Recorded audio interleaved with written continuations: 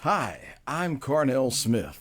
I'm the author of the best-selling book, Trapped by Law: Stop Paying Child Support for Paternity Fraud. Thank you, Paul Elam and everyone else, Mr. Buchanan and others. Thank you for the opportunity to participate in the International Conference for Men's Issues 2020.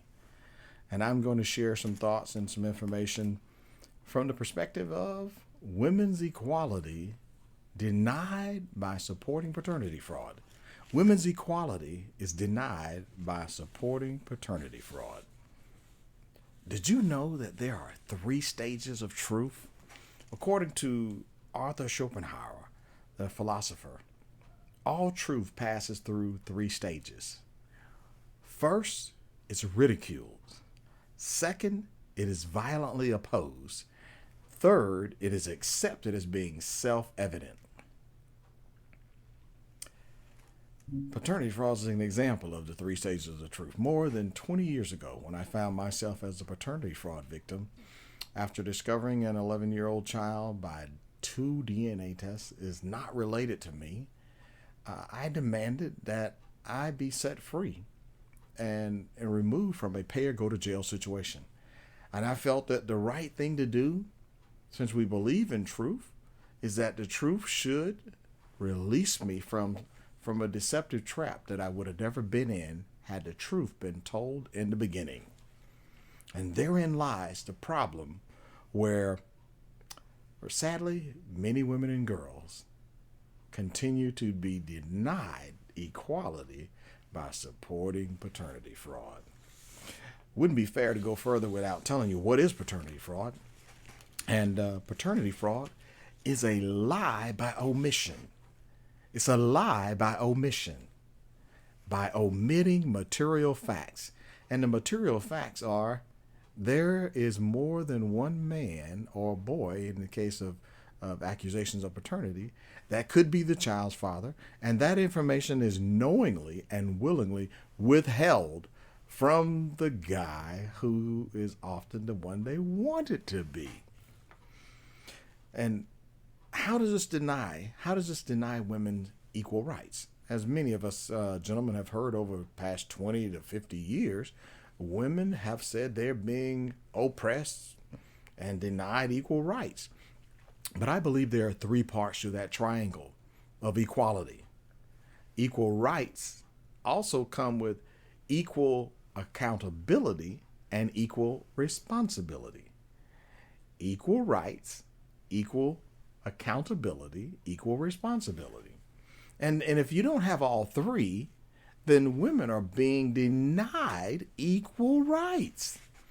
And how does this tie into paternity?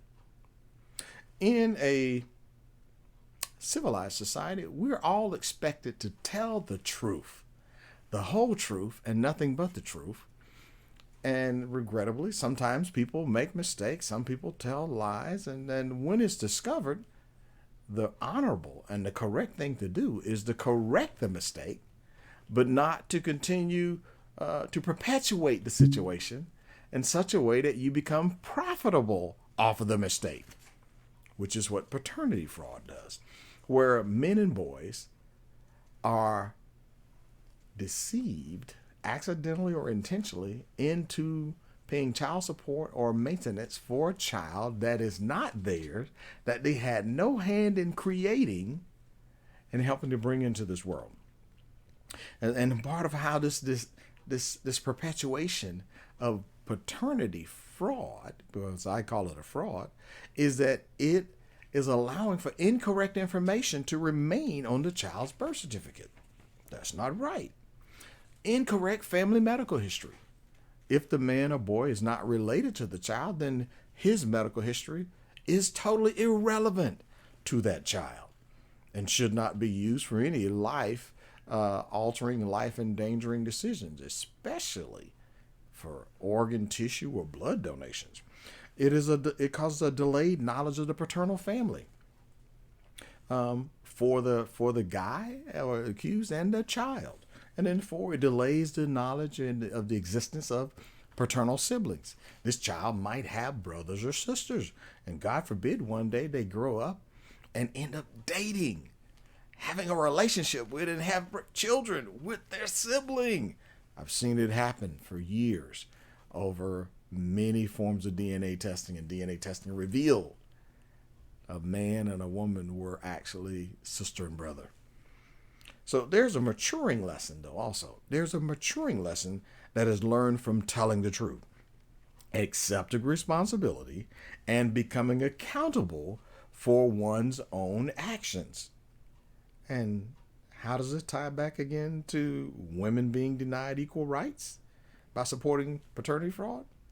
Well, when women are not held to the standard to correct a mistake or the intentional falsehood of naming the wrong man or boy as the father of a child, then she's being denied the opportunity to become equally accountable and become equally responsible. And that's not fair to her.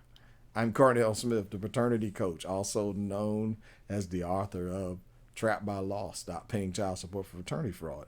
I don't think it's fair to make Cupcake and Karen, continue taking money from the man they've misidentified, misattributed, or worse, fugabooed, tricked, deceived, hustled, swindled, lied to about the paternity of her child. And often this is done using some gamesmanship on words and the definition of words. See, when this happened to me, I thought when I heard, but you're the father, I was only one definition in my mind, and that would be the biological father, the guy who actually contributed the sperm that caused the pregnancy. Gee, what was wrong with me? What could I have possibly been thinking that the child's mother would tell the truth and not knowingly and willingly hide the existence of at least one other person that could be the child's father? There are reasons that women and girls actually commit paternity fraud. They hate me for saying it. They don't like me to call it fraud. They like to say it was a paternity misattribution or misattributed paternity or accidental selection of the wrong guy. Yeah, right, Cupcake. I got a bridge I'd like to sell you if you believe that. But some of the reasons that I've heard over the past couple of decades is she's in love with the guy that she selected as the father, so it has to be him. Gee, her feelings don't always line up with the facts. Number two, the duped guy, the guy she has pulled the wool over his eyes, he makes more money than the actual biological father. So by process of elimination and selection, he who has the greatest income, it is him. That's not right either. Number three, she believes in her heart that the guy she picked after conception, post-conception paternity selection, there's such a thing, and Cupcake is a master of selecting this technique. Picking the father after conceiving because she believed that guy will be a better father. And the last one, you hear this one? Protecting her own interests using the child as an alibi. What? Yes, Cupcake will even go so far as to say, but I had to look out for me, and if it was either con him or trick him, or I was going to have to take care of the kid by myself. And look, I have to get my nails done. I still have to pay for my hair and all of these things. But Cupcake, by you being allowed to perpetuate a scam, a hustle, a swindle on deceiving a man or boy to get child support and child maintenance, you are being denied equal rights because you're not learning your lesson on how to be responsible for your own actions. And feminists everywhere and women advocate groups everywhere should be saying, you're right. Carnell Smith, you're right. We're going to join the effort to help women become equally responsible, equally accountable, and then they would have full equal rights. Because I know that's not going to happen, Carnell Smith being the radical that I am, I'm going to say, men and boys, you can trust Cupcake. Yeah, you could. I don't recommend it. No, don't do it. Don't do it. If she tells you, but he looks like you, don't believe it. Don't accept it. If you do that, you might become one of those men and boys who will be trapped by law. Always. My position is always get a legal DNA test when anyone even claims or you think you might be the father of a child, and confirm the facts, and never rely on Cupcake's word or her feelings as your method of determining paternity. And number two, you need to get a sworn answer from her. Am I the biological father? Yes, no, and why do you believe that I am the biological father? And get those answers sworn under oath. And if you were going to provide any monies for the care and maintenance and upkeep of the child, you place those monies in a separate trust account. You do not put that money in Cupcake's hands, and you let her know. Cupcake, when we get those test results, and those test results come back and confirm that I'm the guy that caused your pregnancy, then the funds will be released and be able to help support the child as long as this is my child.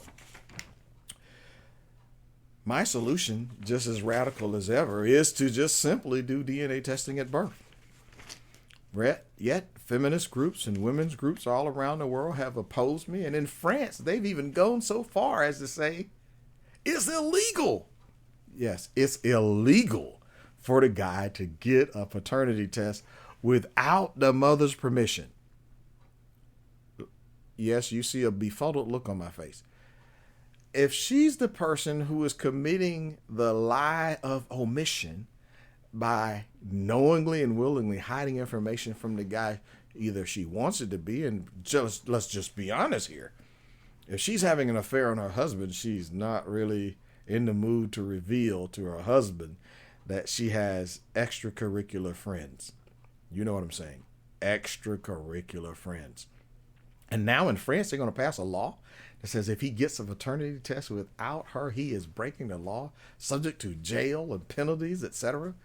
Never mind that the DNA test may reveal that she has actually had multiple affairs while in a relationship with her husband. A husband who, dare I say, might have wanted to believe in these things called fidelity, honesty, truth. But as crafty as Cupcake is, she thinks that telling the truth is optional as long as she has her fingers crossed behind her back, or some other illogical, insane, crazy thing like that. My recommendation, fellas, is you should do what I did. Participate in the legislative reform process.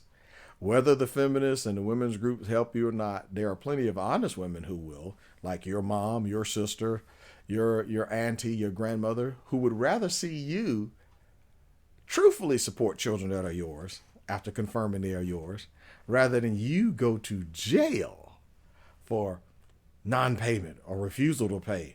How dare you, you scoundrel, not hand over your wages and work for free for 18 to 21 years, because a child should be supported. We agree. And it should be supported. The child should be supported by the people who brought the child into this world, unless the man is a guy who knowingly and willingly adopted a child, because then he can't be a paternity fraud victim. Number two, a guy who knowingly and willingly participated with his wife in assisted pregnancy, like in vitro fertilization, surrogacy, using another man's sperm because he is infertile. Gee, you mean actually allow men to have a informed consent in the process, and men actually and boys actually know the facts beforehand? Yes, that would be ideal, because we cannot rely upon the look-alike test, and we cannot rely on Cupcake's word. These are two things. We cannot trust Cupcake to be truthful 100% of the time. She thinks that's being restrictive, and she thinks that's not fair, that you're trying to box her in. And I would dare say, yeah, I would be trying to box you in, Cupcake, because I want you to be so enamored with equal rights and equal responsibility and equal accountability that you have no choice but to take the truth, and we're going to get the test because we're not going to rely on your word. So this means we need to have statutory law that provides for DNA testing at birth or at the first court hearing or child support hearing. Anytime someone wants to get money using the child as the alibi, the means and the method to get paid. And believe it or not, it has, because so many child support payments have components of extra money that doesn't go really for the benefit of the child. It is over and above the economic cost of raising the child based on the person's income level, not based on what Cupcake says she wants, the amount of money that Cupcake says she demands or that she says she deserves. Cupcake, here's a tip for you. Get skills and get educated and get yourself a job instead of using a baby to run a fraud and perpetrate a scam on men and boys. That's only fair. Come on, Cupcake. You can't have anything against the truth. I mean, after all, we only want the truth, the whole truth, and nothing but the truth. And Cupcake, I dare say, I believe you are capable of telling the truth. However, since there are many incentives that you might not tell the truth, and you might rely on a lower standard, like the look-alike test, because the baby has his eyes, has his nose, has his smile. You will use that standard as a means to convince a man or boy that that baby is his. And therefore, he will fall for the first trap. The first trap is men and boys who sign a paternity confession. Yes, a paternity confession. Sometimes they call it another name. Paternity opportunity program. A paternity acknowledgement document.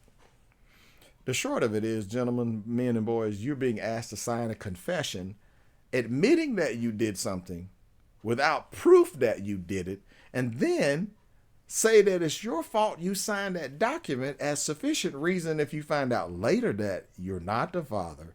It's your fault because you signed the confession. So my recommendation, don't do it. Never, ever do it. Number 2, incorrect default paternity judgments. Yes, there are courts across the land that once Cupcake says, that's my child's father, there is a presumption of guilt. You heard me correctly. A presumption of guilt. That means she said you did it. She signed documents swearing that she said you did it. And dadgummit, you did it, and it's on you to prove otherwise. And unfortunately, many men and boys don't make it to that first court hearing because guess what? Sometimes they don't even know about the hearing. Yes, if the lawsuit information was served to your former address where you no longer live or you've not been there in the last 8 years, you might not have your mail forwarded to where your current address is. Or what if you live with your parents and now you have your own place because you moved out and you live in your own condominium or home? But you wouldn't have mail forwarded to you beyond some reasonable amount of time, 3 months, 6 months, because you would have informed all of the relevant parties that you know what your new address is. But because men and boys don't make it to that first hearing, like men who are actively deployed out of country in military service, someone can put your name down like Cupcake.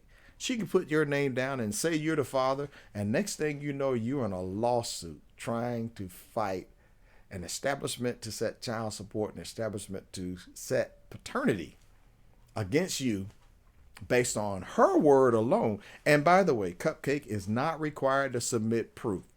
The standard is not, that maybe that's too much work and effort, but they also don't require Cupcake to name all of the possible fathers based on the window of conception. Number 3, the marital presumption of paternity. Or as I like to say it, the marital assumption of paternity, where any children that you have while you're married to Cupcake are automatically assumed to be yours. As if Cupcake will tell the truth 100% of the time while she's your wife. Oh, yeah. Remember what I said earlier? As long as she's got her fingers crossed, she's not going to tell you that at her bachelorette party on your wedding, before your wedding, she had some fun with those male strippers, or how about this, with a family member of yours. And there's a reason that that child looks like you, because you and your cousin look alike, your brother look alike. Oh my gosh, you and the best man, y'all even look alike. But DNA testing reveals so often that married men are victims of paternity fraud and are trapped by law, because the Lord Mansfield doctrine from old England says that any children were automatically assumed to be the husband's children. However, there were some exemptions under the Lord Mansfield doctrine, like the woman and the child belong to the man. If they want to roll the clock back, you sure, ladies, you want to roll the clock back and just say we don't have to, we're going to take the woman's word because she's married, any children are automatically her husband's? I say no. Test them all. Number three. What about mistaken paternity? Mistaken identity. Mistaken identity. Yes, mistaken identity. You can be actually drawn into a paternity situation and lawsuit based on them getting the wrong guy. Yes, it's not uncommon that there might be another guy, man or boy, has your same name, and sometimes you get identified as the party for a lawsuit that you had nothing to do with, and maybe you dismiss the thing as, hey, I don't know this lady, and you don't go to that hearing. Gentlemen, this is a mistake.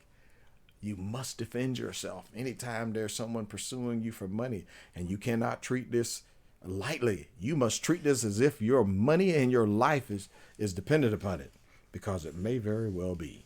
So let me recap those things. So 1, paternity confession. Don't admit to paternity without proof. Number 2, incorrect default paternity judgments. Hey, if there's some hearing that made a decision, a judge or a hearing officer has decided that you're the father of a child, as soon as you find out about this, you must fight this and get legal help, because you can't trust dealing with the agency that has established this order against you. They are not there to help you. Number 3, the marital presumption of paternity. Women say that her husband is the father, and people automatically believe the husband is the father. They even believe this when those people are separated by thousands of miles, when he had no access to her, could not have possibly touched her.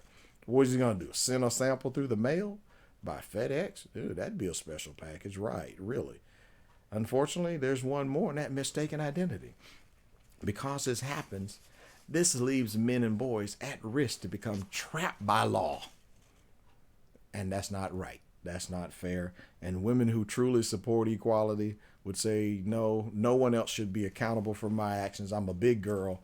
I'm big enough to have those intimate partners and intimate relationships. I'm big enough to tell the truth. And if necessary, the law should be modified to help me tell the truth. For example, in Australia, did you know that paternity fraud is not rare? In Australia, there's actually the case of a good friend of mine who I met remotely and actually helped with his appeal case, Mr. Liam McGill. He was married. He thought he had 3 children with his wife. DNA testing reveals his wife had 2 children with a boyfriend. You heard me correctly. So his wife had 2 other children with another man while she was married to him. He sued her, and originally he was awarded $70,000 in Australian currency for damages and economic loss. He contended that she committed fraud because with the intent to deceive, because she allowed for false, inaccurate information to be placed on the children's birth documents. And the High Court in Australia overturned his judgment and did not let him get that money. How do you mean not intent to deceive? She knowingly and willingly hid the existence of her extramarital affair, and she knew she was having unprotected relations with the children's father, but yet somehow she was not responsible to inform him. This is proof, in my opinion, that the marital presumption, the marital assumption of paternity doesn't work very well. And what about South Korea?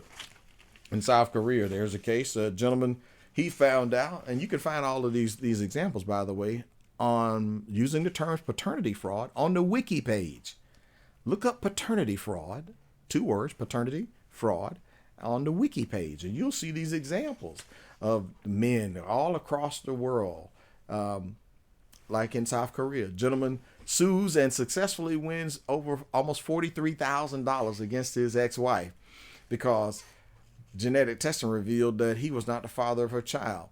And originally she tried to claim she had been raped.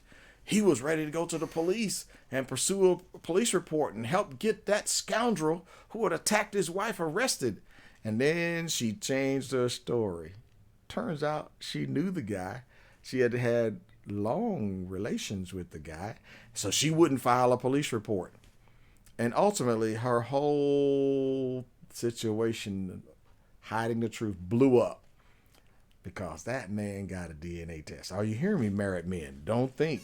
Listen, I'm Carnell Smith, and I have a YouTube channel. You'll see most of the men on my channel are married men. Yes. This is sad, and I got to say it, but in this day and age, just because Cupcake's married, Cupcake seems to take marital vows, fidelity, honesty, and integrity as optional terms that she is not required to live up to. But yet, when men do these things, and men actually have marital affairs and have children outside of their marriage, they don't get to use their marital status as a shield to be denied responsibility and accountability for their actions. Let me give you an example. Cupcake, did you know you cheated on your husband? Well, I don't call it cheating. But you knew you had intimate relations with the guy. Well, yeah. When did you tell your husband? Well, that was none of my husband's business. Kind of gives you an idea of how she treats it.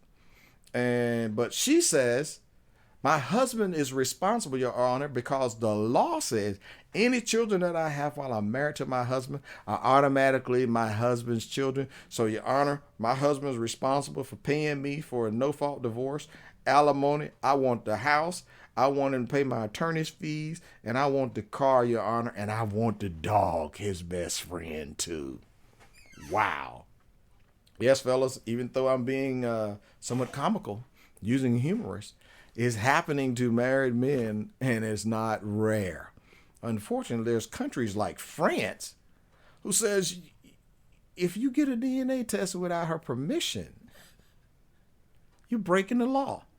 So it seems to me the laws in some countries are being changed to be a shield to protect women from their equal rights by denying them equal responsibility, equal accountability, so they can get away under a cloak of deception and get away with profiting by lies of omission. This is not just. This is not fair. And believe it or not, there are some judges who've actually called this situation out rightly.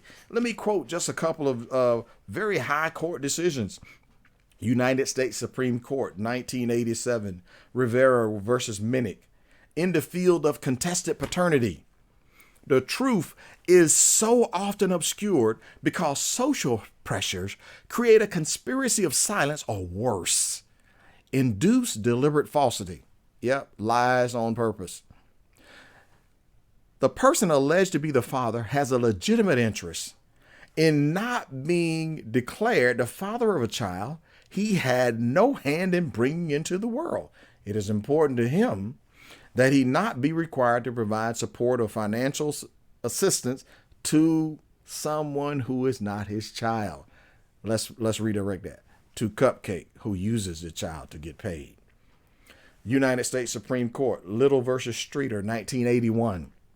The value of blood tests as a wholesome aid in the quest for truth in the administration of justice in these matters cannot be gainsaid in this day. It is a reliable indicator of truth, and their reliability has been fully established. Obviously, both the child and the defendant in a paternity action have a compelling interest in the truth. That's correct, Your Honor. I agree with both of these judges.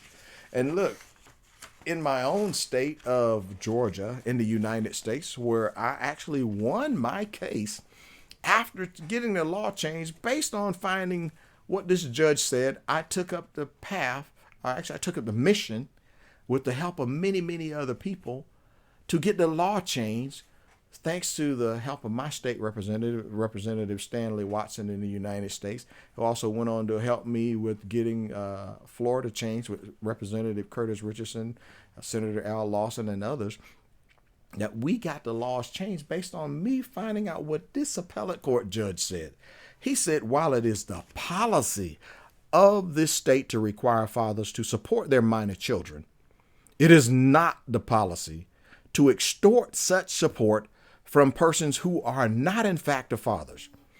The law should not punish a purported father for failing to insist on a paternity test when he has no reason to believe that he's not the father. You know, like a guy who is trusting the child's mother, who believes the child's mother, who believes what the child's mother said, as if she would tell the truth. How dare we punish him for believing in her? If we're going to say that's a crime, then let's look at the next part of what this judge said. He said a contrary rule would invite suspicion and distrust and essentially require all, that's right, require all purported fathers upon divorce or separation to accuse their spouses or partners of infidelity by demanding proof of paternity. In addition to fostering animosity between the parents, a rule encouraging fathers to contest paternity could also have a negative impact on the father-child relationship. Well, if it's not his child, I say he needs to know this.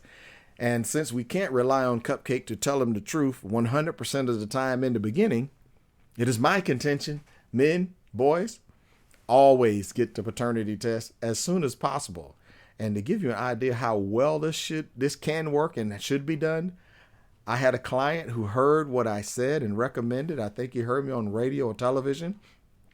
And he set up his DNA testing so that on the day that he checked out of the hospital with the child and the child's mother and the newborn baby, he came by my office. He got his DNA test samples collected from him, the mother, the child.